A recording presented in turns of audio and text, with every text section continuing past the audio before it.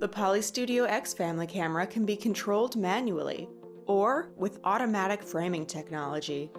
Here, we'll show you these functions in Poly Video mode.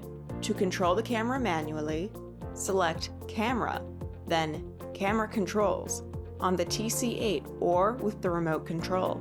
Use the directional arrows for pan and tilt. Use plus and minus to zoom in and out.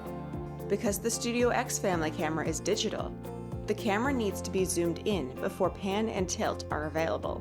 You can select from available presets or create your own.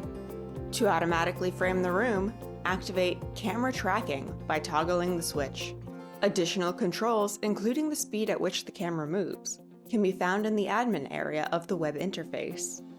To learn how to operate these commands when in other video app modes, please see the product documentation.